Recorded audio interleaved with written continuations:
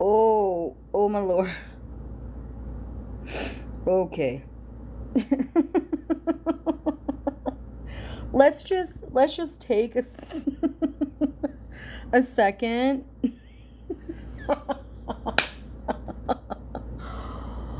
Holy shit. What the fuck did I just... Wow. What did I just watch? What in the fuck did I just watch? So, we're back to reading Project 2025 today. But I wanted to take just the first couple of minutes to just watch Donnie. Oh, honey. R.I.P. R.I.P. to his... That was painful. And unfortunately, when I'm reading today, I'm gonna remind myself of something. I just cannot believe how absolutely awful. Oh, this is at his home. And what? Excuse me, I can't hear. You can't hear because the room's so big. Bitch, it's your fucking house. You tell me you can't get acoustics? No, bitch, you can't hear. Every excuse, like, and he made the couch joke, and I was in tears. He was like, President G, we had a big couch, and now we have you. The way he was making fucking jokes about the couch. Like, do you know that they're making couch jokes about your VP? And now you're out here trying to make couch jokes, saying Elon endorsed him full-throated. I got full-throated. And he's gonna do his show on Monday, and it's just him and Elon. And he's not campaigning because he's winning. Kamala only had 1,000 people yesterday. Bitch, there are 1,000 people waiting in line. Oh my God. Like, you see how crazy the hair is today. Like, this is insane. Like, I am reading this because of course I'm going to read this. But it is just batshit. He doesn't appear forever. There's no scar, no freckle, no nothing. He says, I'm going to make this big announcement. He's rage tweeting. He's done. He is absolutely fucking done. Like, there is no coming back from this. And it's just going to be this deflection point. And now he's wanting to set up like 3 debates for September. Bitch, you are being sentenced September 18th. Set them all up. Set them up. Trying to say that Kamala's not smart, that Biden was like bright, like he didn't want to do it, but she made him some. Oh my God. I was just prepping for dinner tonight as I'm watching, and I was fucking losing my shit. I was like, he did not. And again, these are people he's letting into his home. Don't worry, I do drink the Diet Dew. Like JD. I have never heard so much fucking babbling in trying to make it coherent in my life. Wow. Okay. So, for those of us who are joining this shit show, welcome. If you're back, welcome back.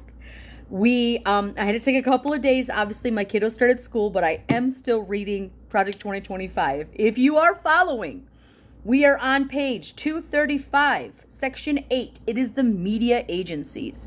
That is what we will be talking about.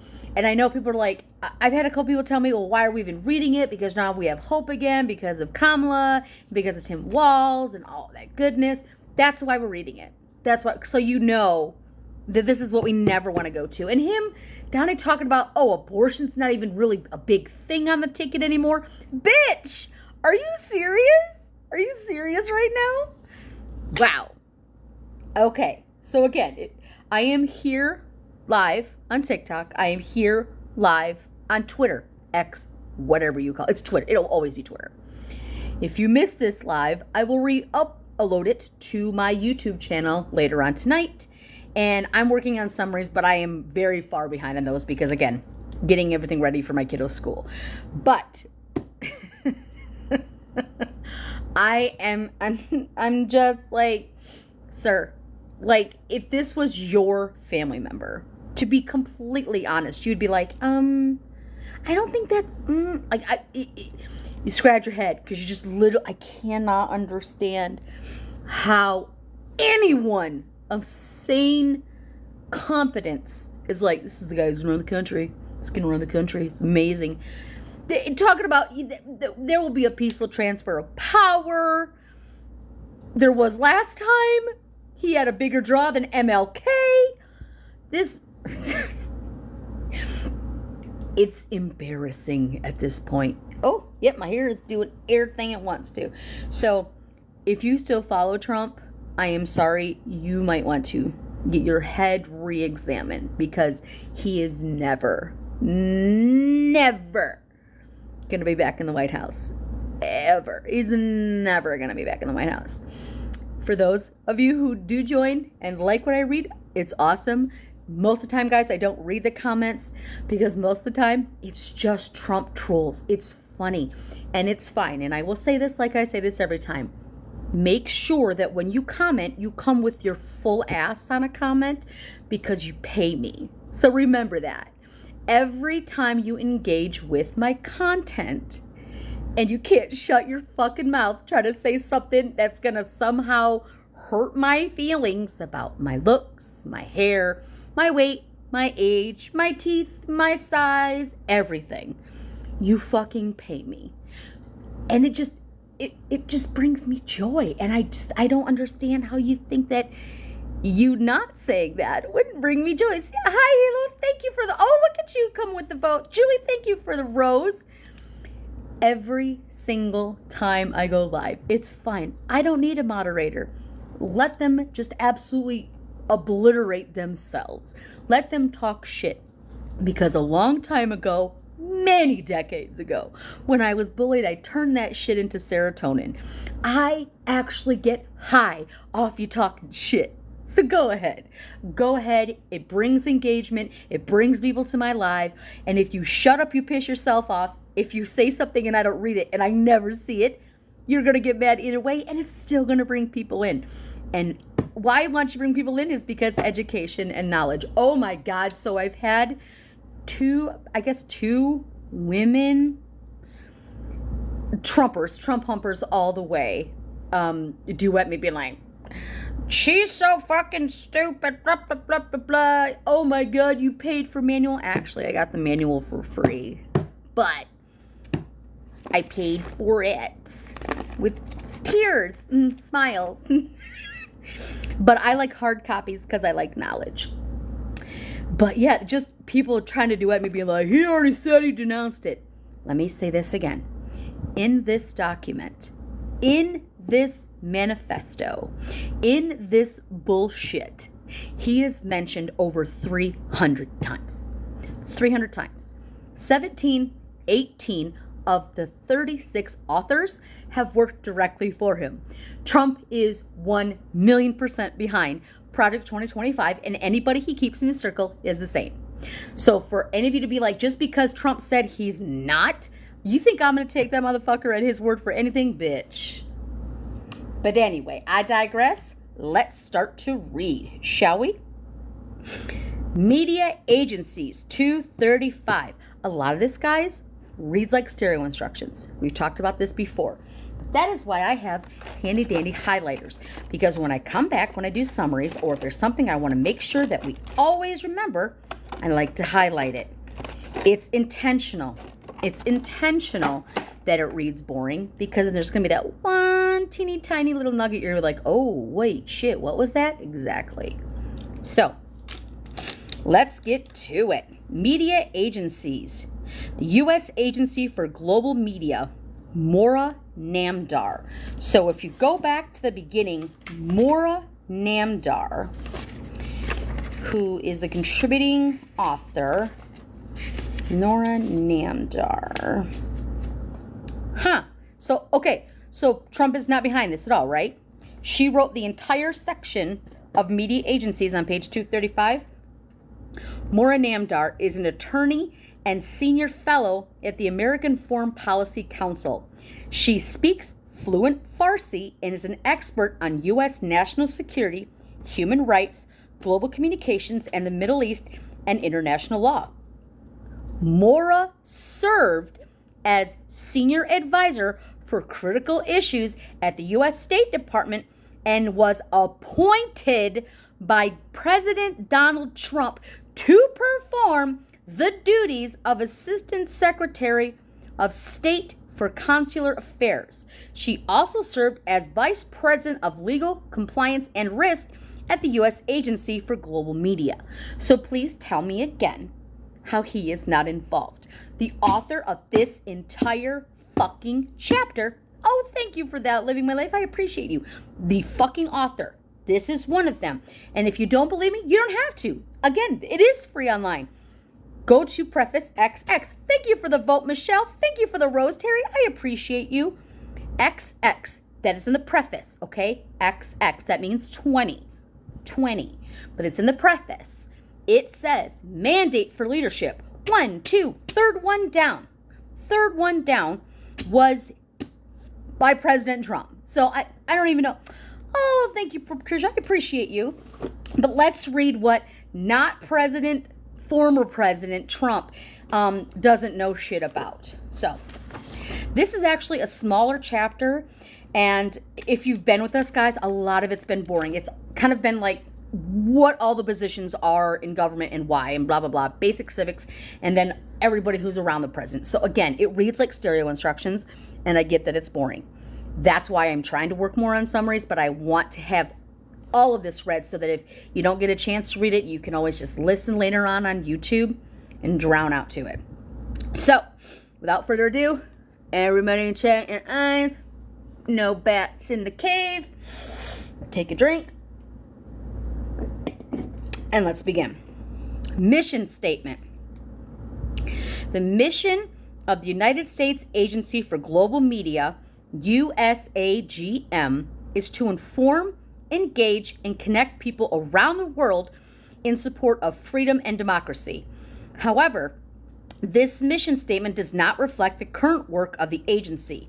The mission is noble, but the execution is lacking. To fulfill the mission, the USAGM should also aim to present the truth about American and American policy, not parrot America's adversaries' propaganda and talking points.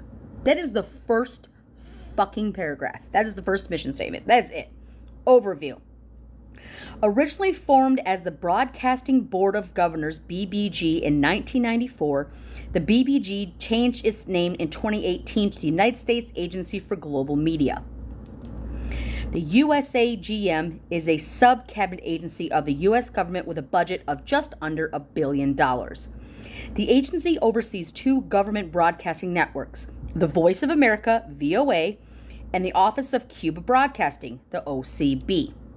USAGM also oversees 100% of the grant funding for several independent grantee organizations, including the Middle East Broadcasting Network, the MBN, Radio Free Asia, RFA, Radio Free Europe / Radio Liberty, RFE / RL, and the newly formed Open Technology Fund, OTF.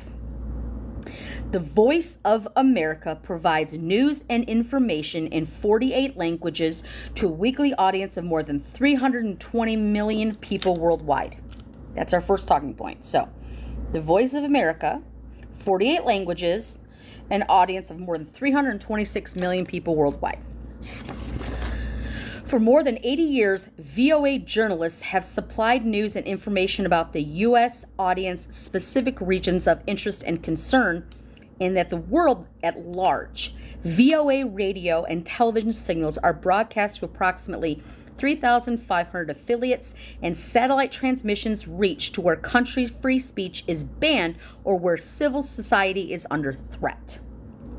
VOA uses digital, web, and mobile media as well, which, while sometimes useful in propagating valuable information globally, has created specific violations of the agency's prohibition against broadcasting to the domestic U.S. audiences, particularly in regard to flagrantly political content, as has been the practice with recent and current VOA content directors and managers. The network has once generally well-received brand value, but has deteriorated under decades of poor leadership and the loss of its once prized unbiased reporting. There are bright spots within the VOA, but mismanagement and declining production values have diluted a once great reputation as a singular voice in American news broadcasting abroad. Okay, so that's what they're talking about with the Voice of America. Now we're on to the Voice of Cuba broadcasting.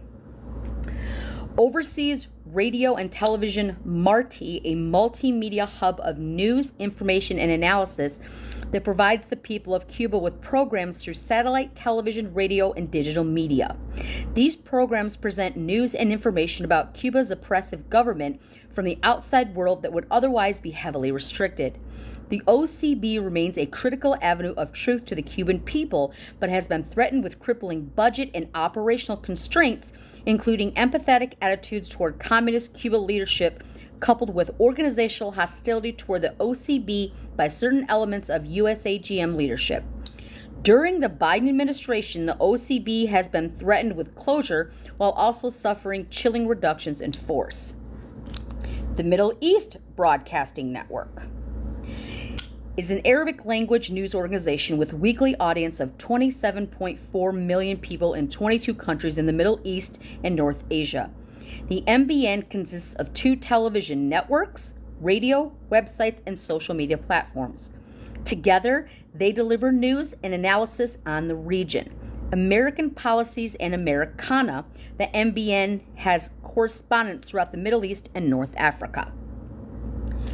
Radio Free Europe and Radio Liberty is a private nonprofit multimedia broadcasting corporation that serves as a surrogate media source for 27 languages in 23 countries, including Afghanistan, Iran, Pakistan, Russia, and Ukraine. Founded in the early days of the Cold War radio, Radio Free Europe in 1949 and Radio Liberty in 1953, merged in 1976, Radio Free Europe and Radio Liberty were intended to execute edge and daring information operations, unrestricted news reporting deep behind the Iron Curtain. Unfortunately, like the broadcast organizations under USAGM, the RFE-RL has surrendered much of its rich history and approach that favors political trends as opposed to operations that support and represent America abroad. While there are some bright spots within the RFE-RL, much of the network has been redundant programming with certain VOA language services, often with competing, counterproductive, and dissimilar messaging. The recent addition of RFE/RL's Hungarian language service, SZABAD, I'm going to pronounce it wrong, it says SZABAD, ZBAD, Europa, falls outside of the intended scope of the RFE-RL's charter by targeting a democratically elected pro-American Europe and NATO ally. Not the least, RFE-RL has been plagued with several serious espionage-related security risks within its ranks. That's interesting, so let's make sure we notate that one.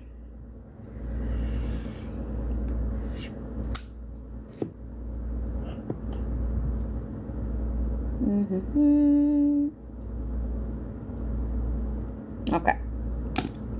Radio Free Asia. Radio Free Asia is a private, nonprofit, multimedia news corporation that brings news and uncensored content to people in 6 Asian countries that restrict free speech, freedom of press, and access to reliable information. RFA also provides educational and cultural program as well as forums for audience to engage in open dialogue and freely express opinions. RFA utilizes on-the-ground reporters and networks, in-country sources, citizen journalists, and eyewitnesses who provide lead, tips, and images and video. So that's Radio Free Asia. Several reports from the Office of the Inspector General, the OIG, were released showing waste and self-dealing, including security vulnerabilities, and RFA leadership awarding insiders millions of grant funding. For example, as the OIG stated in one report, then president of the RFA established Free to Connect Foundation, and thereafter awarded 2 contracts totaling $1.2 million to the foundation she herself founded. Furthermore, and this is in a brackets. Furthermore, the IOG found that RFA did not comply with federal procurement requirements for grantees. OIG intended instances when the RFA and its agencies did not comply with the OMB, the Office of Management and Budget, a conflict of interest procurement requirements for grantees. Specifically, the OIG found that RFA entered into 14 contracts totaling $4 million, 51% of the OTF's FY fiscal 2012-2023 project-related contracts with organizations that had some affiliation with either RFA officials or members of the OTF Advisory Council. The same leadership proceeded to wastefully form the Open Technology Fund and its own independent grantee of the help of the USAM senior management prior to the tenure of the Trump-appointed leadership. Like that Open Technology. Okay. The Open Technologies Fund. The Open Technologies Fund goal is to provide funding to support the research, development, and implementation of internet freedom technologies that circumvent censorship. OTF was formed under dubious circumstances using consolidation rules to intercept the mission of the funding of the USAGM's pre-existing Office of the Internet Freedom, the OIF, which funded far more diverse technologies with much greater transparency. OTF, however, operates with far less transparency and strictly restricts funding to open source technology. OTF does not support any technology with even partially closed source code, notwithstanding that such closed source code would provide more protection against hacking. Although OTF touts large user numbers, this could not be substantiated upon request for information and was discovered by former senior USAGM leadership that OTF makes extremely small, insubstantial donations to much larger messaging applications and technologies to bolster its unsubstantial claims. Despite its vibrant self-lobbying and policy efforts, OTF remains a wasteful and redundant boondoggle. Its grantee status was suspended by Trump-appointed USAGM leadership for a number of reasons, including non-compliance with its grant terms and for actions that resulted in several fraud and waste investigations. That's going to be a big point. So it was suspended by Trump-appointed. The OIF, which predates OTF, was historically under USAGM's Office of Chief Strategy Officer for years, but had been performing the same tasks as the OTF with USAGM headquarters for the benefit of the USAGM broadcast networks. With much greater transparency, OIF succeeded with fewer staff while simultaneously fielding more diverse and robust technologies. Absent a meaningful organizational impact analysis to justify the wastefulness of the decision-making process, OTF rips up the entire OIF budget and was set up to a new grantee organization. Exacerbating matters, OIF was shut down in order to provide massive grants to the opaque activities of the OTF and its founding leadership, who went on free spending boondoggle. This is the same damn boondoggle twice. Free spending boondoggle for high-end Washington, D.C. office space, furnishings, and top salaries for its leadership team. Numerous career staff whistleblowers came forward to sound the alarm about the OTF to Trump-appointed leadership, citing concerns for the OIG report's wasteful spending and other substantiated performance matters. Nonetheless, the Biden administration reinstated the OTF to full operational status, ceased all investigations immediately after assuming office. Some attempts at reform. Let's move that down just a sec. Okay, so the next section is attempts at reform. Late in the Trump administration, following a long-delayed Senate confirmation of Michael Pax as USAGM Chief Executive Officer CEO, agency leadership rapidly initiated long overdue and necessary reforms, including security reforms repeatedly requested by the Office of Personnel Management, the OPM, the Office of the Director of National Intelligence, the ODNI, that had been ignored by USAGM leadership. Unfortunately, as was the case with the OTF, the Biden administration immediately reinstated personnel who had been fired for gross security violations, placing the agency back in its previously failed posture. One, a danger to national security. Yeah. Why wouldn't they confirm him? I'm curious. Because remember, a lot of this is the same kind of bleh. The firewall saga. Its vital error in the USAGM's current organizational cultural calculus is the agency's selective application of journalistic firewall. The amorphous interpretation of firewall shifts depending on which administration is in office and who is asking questions. Although a firewall should ensure journalistic independence, it has been used without formal regulation for decades in order to shrink legitimate oversight of everything from promoting adversaries' propaganda to ignoring journalistic safety.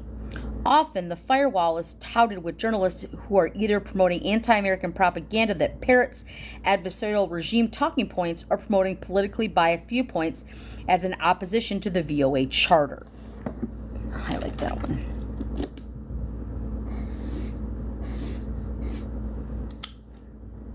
Such weak oversight, alien to any other large media network or news organization, particularly one derivative of U.S. foreign policy and national security goals, was erroneously enshrined in a document known as the Firewall Regulation.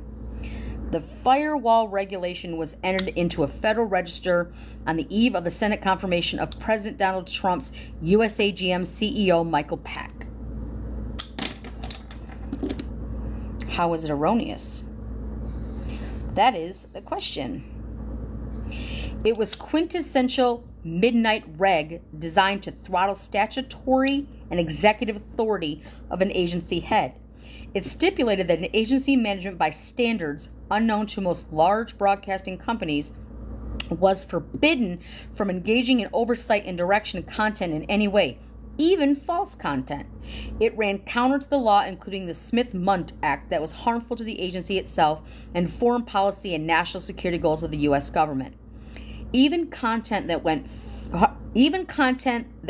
well beyond fair and accurate reporting on the U.S. domestic and political problems could not be reined in by the front office leadership under the Firewall Regulation. Soon, VOA's White House correspondent was posting content highly critical of and personally insulting to the U.S. president, in contradiction to the VOA's own journalistic standards, policies, and procedures.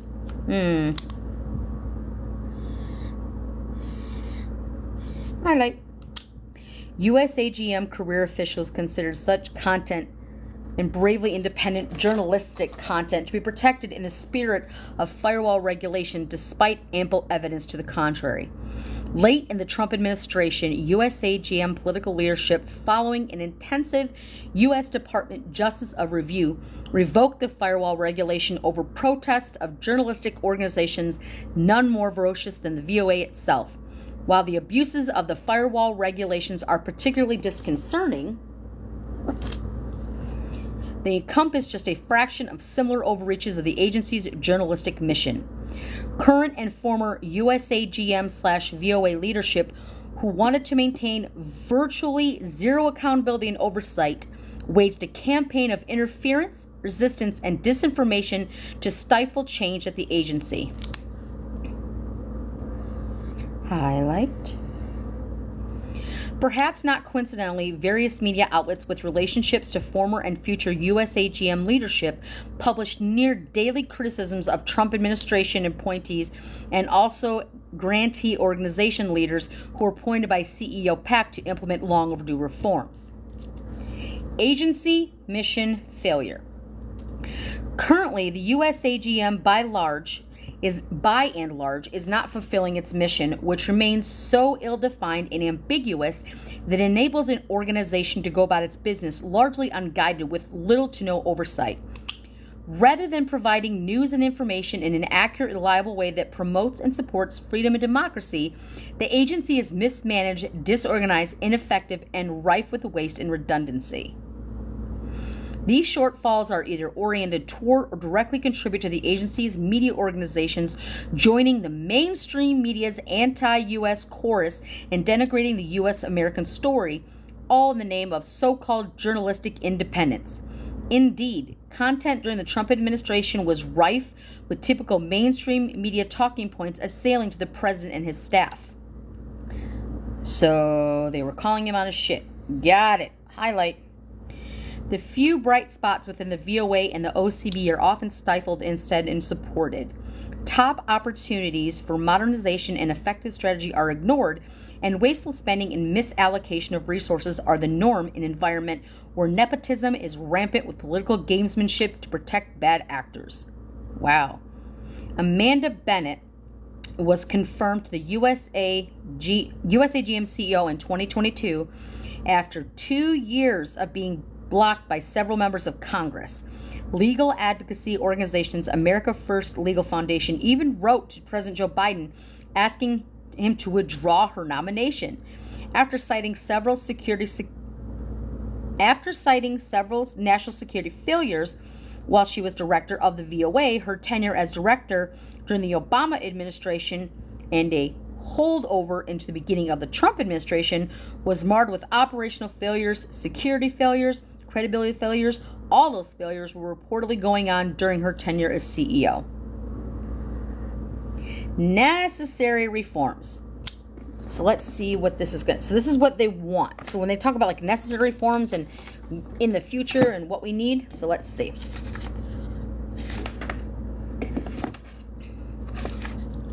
Again, guys, most of this is all like single space. So your eyes get kind of wonky. I'm just trying to see how many this actually is. Okay. Security issues. The Office of the Personnel Management, the Office of the Director of National Intelligence flagged severe security failures during an extensive investigation of the USAGM, each conducted a 10-year period between 2010 and 2020. Security personnel and former agency security senior leadership ignored the issues and allowed them to persist. In brief, the USAGM is vulnerable to exploitation by foreign spies. During the last 6 months, during the last 6 months of Trump administration, known foreign intelligence operatives were removed from the OCB and the RFE/RL during a 10-year period between 2010 and 2020. Both the OPM and the ODNI found that the USAGM's Office of Security, under the Office of Management, had grossly ignored and flouted many of the federal government's most critical and long-standing information personal security protocols, regulations, and practices. During the investigated period, in which findings were largely, if not wholly, ignored by senior leadership, of over 1,500 USAGM personnel, nearly 40% of its total workforce, were performing their Tier 3 and Tier 5 national security sensitive positions with falsified and or unauthorized unsubstantiability for employment determinations with access to sensitive federal building and information systems. In many cases, records, including Social Security numbers, were falsified or replaced with notional placeholders and fingerprints in many dozen cases. They were never submitted to the FBI for background investigations. By the time these issues were addressed by the members of the Trump administration, more than 500 personnel with unauthorized access clearance had left the USAGM and rolled into other federal agencies with reciprocal clearance authorizations. Many others disappeared into U.S. society. As of January 2021, the USAGM has not yet determined the whereabouts of these individuals. Ooh, okay. I mean, again, if Project 2025 is writing about it, there's a lot of... You got to kind of read between the lines because it's a lot of, like, again, boring. But why are they saying this? The USAGM must never again be entrusted with a delegated authority over its personnel security programs and suitability determinations until such a time it can prove that these failures will not happen again. These responsibilities must remain within the Department of Defense and the Office of Personnel Management, to which they were transferred in the final weeks of the Trump administration. But Trump has nothing to do with it, right? Okay. Journalist security. Agency journalists, both on and off American soil, have faced danger, yet their superiors have done little to protect them. Whistleblowers and Trump administration officials found that protections of the USAGM American and foreign journalists employed by the USAGM networks and grantee organizations was severely lacking. Against often significant resistance, political appointees forced action to enable broadcasters who were under verified threats to broadcast from remote locations while being protected by federal law and law enforcement officers. Highlight.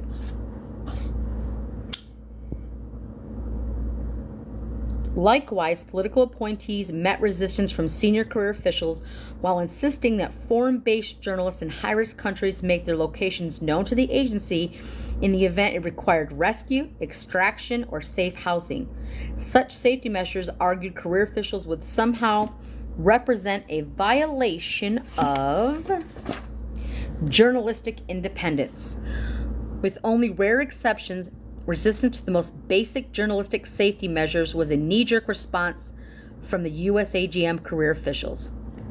Wasting taxpayer dollars. The USAGM's current operations, properly managed, can conduct on less than $700 million per year. Prior to the arrival of Donald Trump's appointee in June 2020, budgeting, financial responsibility, and spending total over $800 million per year, with virtually no oversight or supervision. Waste, unnecessary spending, nepotism for pet projects, and redundant programs and unnecessary hiring abounded. So they're saying an extra $100 million was spent unnecessarily. Okay. Consolidation and reduction of redundant services. Currently, the USAGM funds numerous redundant services through its own offices, the Voice of America and the Office of Cuba Broadcasting, through its grantees. For example, the VOA has a Mandarin language service, redundant service through Radio Free Asia. And VOA has a Farsi language service that duplicates funded through Radio Free Europe of Radio Liberty. Sorry, my hair tie just snapped. I have thick hair. Surplus service in the same language would also often unnecessarily be counter and unproductive. Fiscal responsibility and transparency should return to the USAGM, with consolidation being the cornerstone of the strategy. As noted previously, the Open Technology Fund duplicates activities that already existed at the USAGM in the Office of Internet Freedom. Numerous career whistleblowers came forward to sound the alarm to President Trump's USAGM's political team about the OTF's abuse and overreach. Its opaque, expensive, and unnecessary usurpation of the existing USAGM office in its egregious example of government waste and illustrates the general disdain for the U.S. taxpayers is rife within the agency. Full reinstatement of OIF would allow full agency and congressional oversight into how so-called internet freedom money is being spent. So, they're wanting full reinstatement. Okay. J-1 visa program abuses.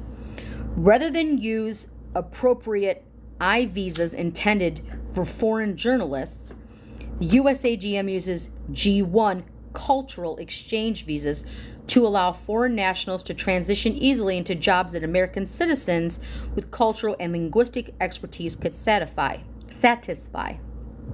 The J1 visa was intended for cultural and academic exchange programs, among others, none of which included journalism. Additionally, J1 visas are often meant for non-immigrant temporary exchanges. The USAGM's J1 visa holders often go on to apply for permanent residency, which violates the intention of the visa. I mean, most people I don't think would want permanent unless they were doing She is not doing anything today, is she, Lances? Woo! It's crazy. It's crazy. Get over it. Shortwave transmission upgrades and improvements. Non-web-based technologies that are proven and durable, such as shortwave radio transmission stations, have been grossly de-emphasized in budgeting in favor of newer web-based technologies. This move is dangerously short-sighted and puts U.S. at a perilous strategic disadvantage in the event of a major conflict, particularly with Russia or China. There is great concern about the vulnerability of undersea cable trunks that make up the internet cloud. The vast majority of global internet traffic, 95%, is transmitted through these cables, including news transmissions. I like that. News transmissions and web-based content produced by the USAGM's broadcast networks. While the robust and popular use of the internet is ideal during peacetime, during times of major conflict, widespread damage to the undersea cables that carry communications across the globe can reasonably be expected.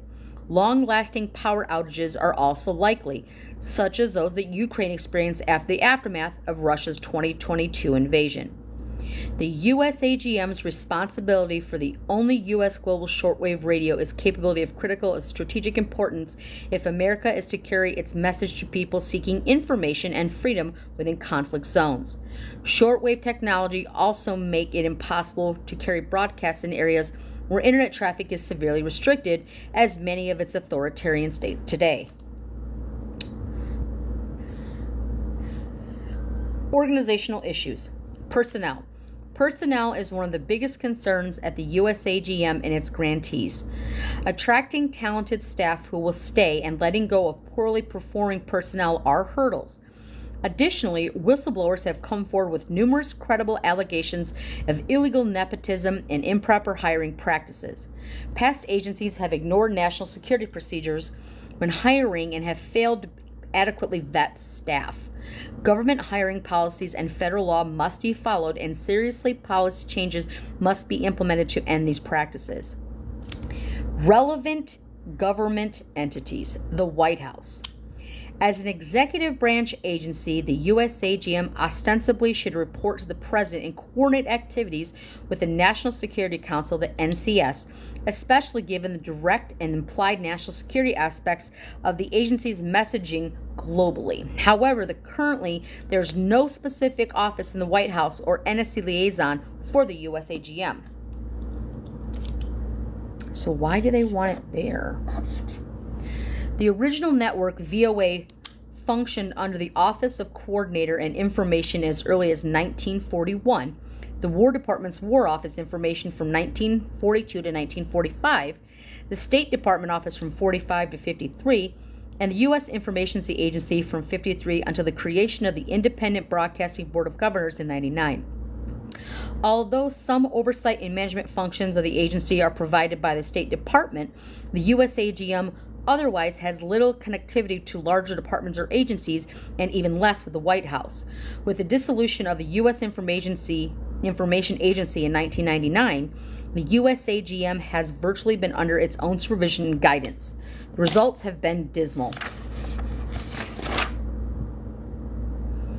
State Department. VOA was most effective before and during the Cold War when it was under the direct supervision of the control of the War and State Departments, respectively. If VOA is not put in direct chain of command under the NSC, serious consideration should be given to putting the VOA under the direct supervision of the Office of Global Public Affairs at the Department of State. Highlight. The Office of Global Public Affairs was formed during the Trump administration, exactly, by the consolidation of the State Department's Bureau of Internal Information Programs and Bureau of Global Public Affairs, i.e. who wrote this chapter. Ensuring that taxpayer-funded TV, radio, and messaging tells America's story is imperative and should be coordinated with existing foreign language social media platforms at the State Department. Currently, VOA's foreign language TV programming is unreliable in telling America's story, given an amorphous interpretation of its independence and firewall and its waning adherence to certain provisions of the Smith-Mundt Act depending upon which political party is in office. The VOA firewall is meant to protect broadcasters from governmental interference with content. However, USAGM staff have abused the firewall and used it as offensive measures to block oversight. Highlight. Additionally, the Smith-Mundt Act stipulates that USAGM services are meant to tell the American story abroad, never to domestic audiences, but the agency has used its taxpayer funding to promote partisan messaging of the in the U.S. It's a run-on sentence, messaging in the U.S. One of the most egregious examples of this was in 2020 when it bought ads on foreign language social media sites to disseminate a Biden campaign ad and targeted it to a major Muslim population in Michigan. I like that whole part. Moreover, VOA often airs foreign adversaries' propaganda, which is antithetical to the congressionally mandated core mission. State Department oversight or command may be one way to ensure the VOA and the rest of the USAGM returns adheres to its original mission. Clear lines of command and communication between the USAGM and an appropriate staff of the National Security Council are also sorely lacking, as has been reasonably accountable for the USAGM leadership and strategy. The State Department's Assistant Secretary for Global Public Affairs and Undersecretary for Diplomacy and Public Affairs should also be an accountability loop for its agency's actions. While the U.S. Secretary of State technically has a seat in the board agency, it is a toothless seat that is often deferred to an undersecretary or assistant secretaries as noted above. The position should be relevant and directive to the United States foreign policy and strategic communications when they are at stake. For example, the years-long delay in confirming, here we go. If we are delaying somebody, there's a reason why. For example, the years-long delay in confirming the Trump-appointed CEO left disastrous holdover leadership from the previous administration. Employing effective leadership, even in an acting capacity while a new CEO is awaiting Senate confirmation, is necessary to prevent a repeat of this behavior. So that's the talk about Schedule F again. So they're saying, yeah, well, we're not appointed and we're not, the Senate hasn't confirmed us yet, but we still going to put somebody there. Congress. The USAGM received its budget and mandates directly from Congress. Often changes in major function at the agency happen because of lobbying efforts and a few connected individuals. Often grantees lobbying for more funds and less accountability. Those changes can and do handcuff leadership from any meaningful oversight. An overhaul of the agency with review from Congress to modernize, streamline, and reduce waste must be done with congressional support. Highlight that. Key non-governmental stakeholders, allies, and non-allies. These include industry groups, nonprofits, trade associations, foundations, and activist organizations. For example, America First Legal Foundation, USAGM Watch, BBG USAGM Watch, and Whistleblower Protection Project. In conclusion, the USAGM is a story of lost opportunity to both help restore confidence and the promise of ideals in America to set high mark for journalistic integrity and unbiased reporting. These two areas have suffered severely in the last 2 decades of the USAGM's mismanagement and lack of oversight. Finding solutions to these problems and the restoration of the agency's networks must be the priorities of the future agency's leadership. To accomplish this, the USAGM must be fully reformed top to bottom with congressional and White House support.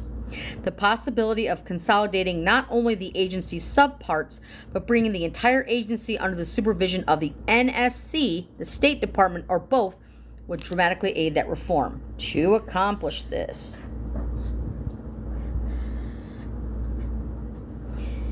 if the de facto aim of the agency simply remains to compete in foreign markets using anti-U.S. talking points that parrot America's adversaries' propaganda, then this represents an unacceptable burden to the U.S. taxpayer and a negative return on investment.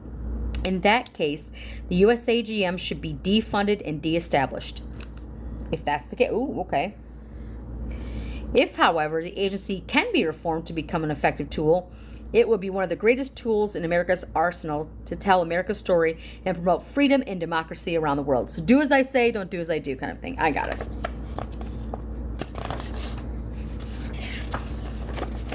Let's see here. Because this is not a very long section. And I wasn't going to do a lot today anyway because I just kind of want to go back into it. So this one only has like 3 more pages. And then tomorrow when I start, tomorrow will be the Agency for Internal Development. So let me put a little sticker there, but I'll read the last couple of these pages. And again, it's going to be a smaller one, but some of these sections are getting smaller. And that's kind of the point. So 8, 9. This one is the Cooperation for Public Broadcasting. Every Republican president since Richard Nixon has tried to strip the Corporation for Public Broadcasting, CPB, of taxpayer funding. That is significant, not just because it means for half of a century Republican presidents have failed to accomplish what they set out to do, but also because Nixon was the first president in office when the National Public Radio, NPR, and the Public Broadcasting Service, PBS, which CBB funds, went on air. In other words, all Republican presidents have recognized that public funding from a domestic broadcast is a mistake. In other words, all Republican presidents have recognized that public funding of domestic broadcasting is a mistake. It is not. As a 35-year-old lawyer in the Nixon White House, one Antonin Scalia warned, former SCOTUS, that conservatives were being confronted with the long-range problems of significant social consequences, that is, the development of the government-funded broadcast system similar to the BBC. All of which means that the next conservative president must finally get this done and do so in desperate opposition from congressional members in his own party if necessary. Wow. They want to completely get rid of public funding for public PBS, for NPR. Yeah, funding. I'm just going to... So they don't think it should be domestic. Oh, okay, great. To stop public funding is good policy and good politics. How is that good policy? The reason is simple. President Lyndon Johnson may have pledged in 1967 that public broadcasting will become a vital public resource to enrich our homes, educate our families, and provide assistance in our classrooms. It has. But public broadcasting immediately became a liberal form of public affairs, not journalism. That is such bullshit. So right here, I'm going to make sure, because that's a hard no. It gives right information. It gives the correct information. It's fact-based. It's not feelings-based. So they're saying, yeah, it's become too liberal. Apparently facts are too liberal. Not only is the federal government trillions of dollars in debt and unable to afford more than $500 million squandered,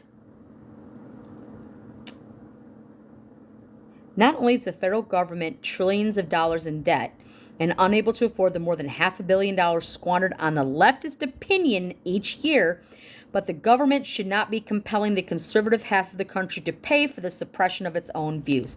Fuck.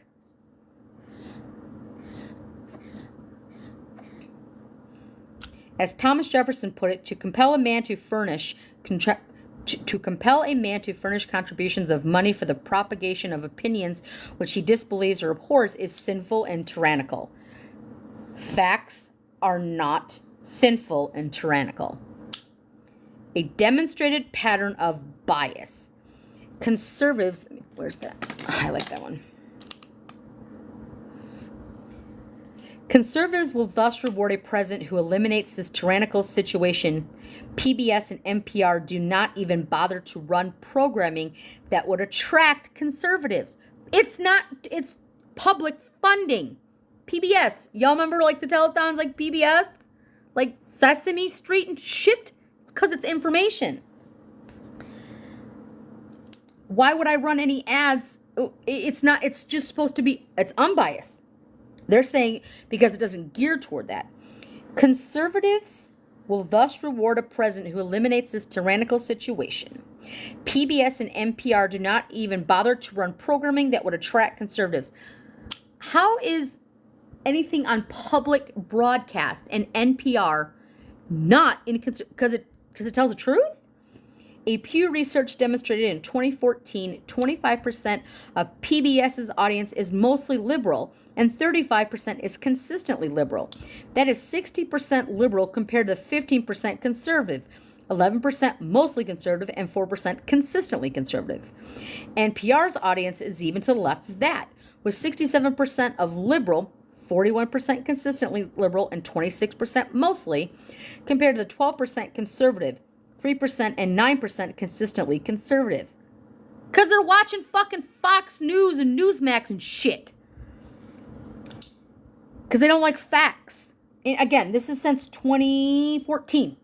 Who became in office in 2017? Who won in 2016? Wow.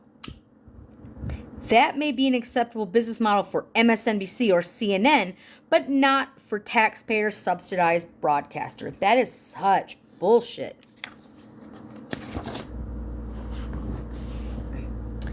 So CPB is what funds NPR and PBS. Defunding through the budgetary process. So defund NPR and PBS. Cutting off the CPB is logistically easy. The solution lies in the budgetary process. In 2022, the CPB submitted to the Labor, Health, and Human Services of Education and Related Agencies Subcommittee of the House and Senate Appropriations Committee its budgetary justification for fiscal year 2023. In it, CPB requested that Congress give its $565 million advance appropriation a $40 million increase compared to its fiscal year 2022 funding. Unlike most other agencies, the CPB receives advance appropriations. I'm going to write that down. Advance appropriations that provide them with funding 2 years ahead of time, because that's what they rely on, which insulates the agencies from Congress's power of the purse and oversight. This special budgetary treatment is unjustified and should be ended. The 47th president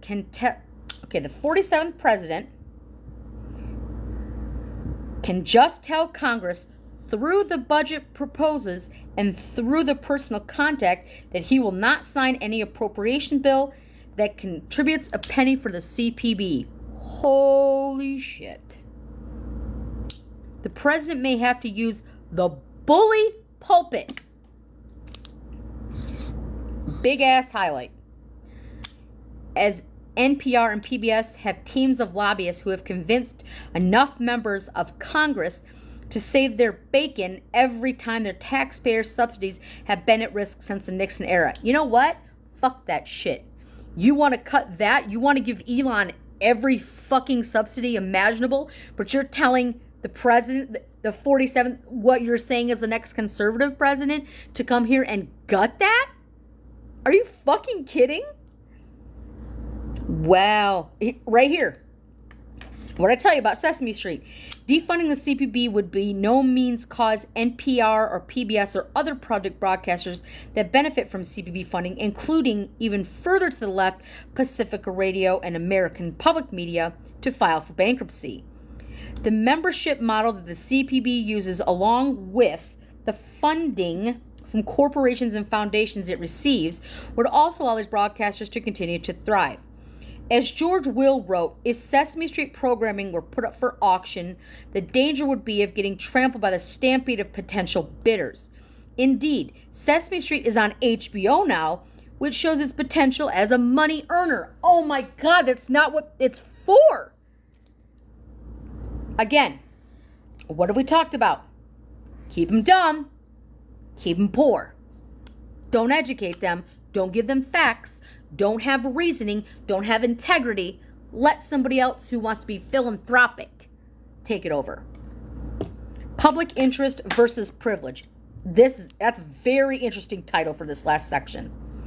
Stripping public funding would, of course, mean that NPR, PBS, Pacifica Radio, and other leftist broadcasters would be shorn of the presumptions that act in the public interest to receive the privilege that often accompanies so acting. They should no longer, for example, be qualified as non-commercial education stations, the NSC stations, which they clearly no longer are. How is that? What? They should no longer, for example, be qualified as non-commercial education stations. They are. Of course they are. NPR, Pacifica, and other radio ventures have zero claim on educational function, the original purpose for which they were created by President Johnson, and the percentage of on-air programming that PBS devotes to educational endeavors, such as Sesame Street programs they themselves, biased to the left, is small. Wow. Being an NCE comes with benefits. Federal Communications Commission, for example, reserves that 20 stations of the lower end frequency between 88 and 108 MHz and the FMEM band for the end. So they're talking about radio frequencies between 88 and 108 hertz on the FM band for the NEC. So just put it on the radio. The FCC says that only non-commercial educational radio stations are licensed in the 88 to 92 megahertz reserved band, while both commercial and non-commercial education stations may operate in the non-reserved band. This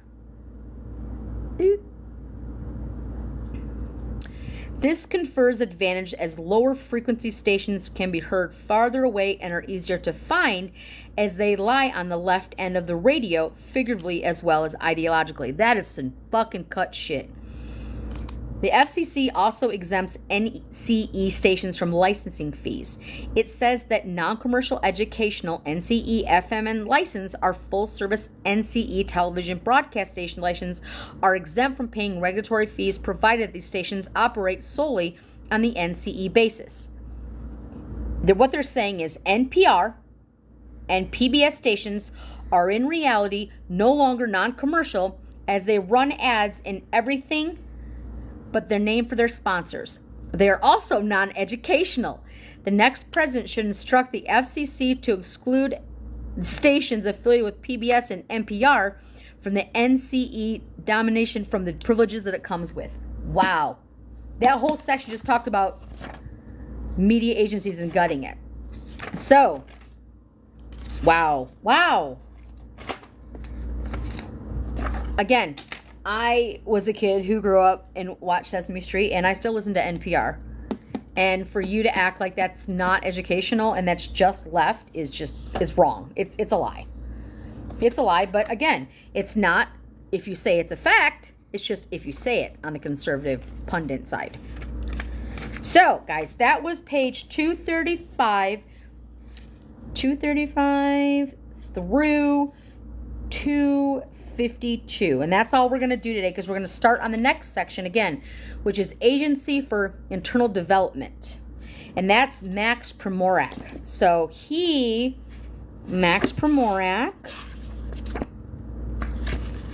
Max, let's see who he was because we'll read it again tomorrow too.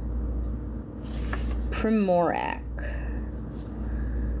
is the director of the Douglas and Sarah Allison Center for Foreign Policy Studies at the Heritage Foundation. Okay, got it.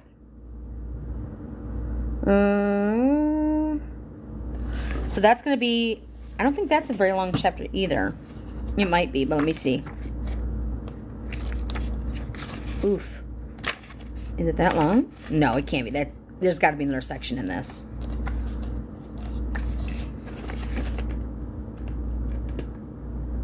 Ooh, okay. Agencies for Internal Development, Section 9.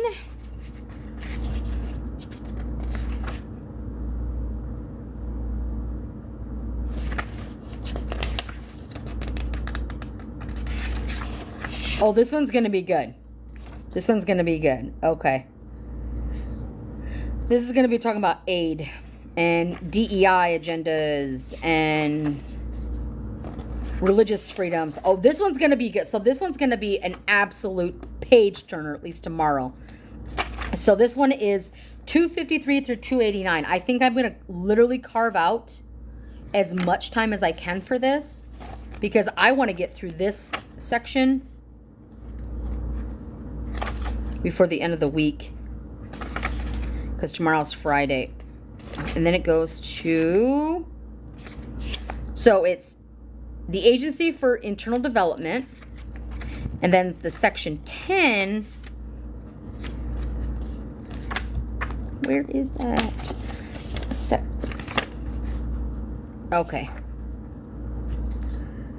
So it is 253 through 282. I think I can do that tomorrow. And it's,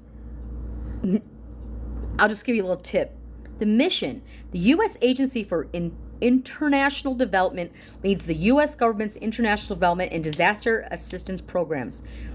USAID helps communities to lead their own developmental journey by reducing the impact of conflict, preventing hunger, spread of pandemic disease, and counteracting drivers of violence, instability, transnational crime, and other threats. In alignment with U.S. national security interests, the agency promotes American prosperity through initiatives that expand markets for U.S. exports, encourage innovation, create a level playing field for U.S. businesses, and support more stable, resilient, and democratic societies that are less likely to act against American interests and more likely to respect family, life, and religious liberty.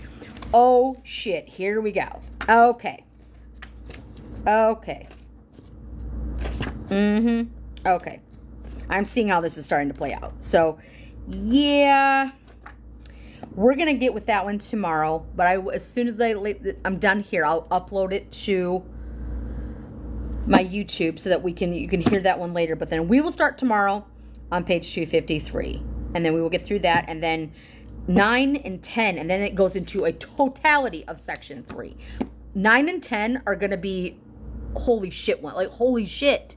Like, what? So, I hope this has been a short but little jaunt through it. We're going to get back into this. We're gaining momentum, but we're still going to be talking about it. So, I will see you guys tomorrow. Have a great one.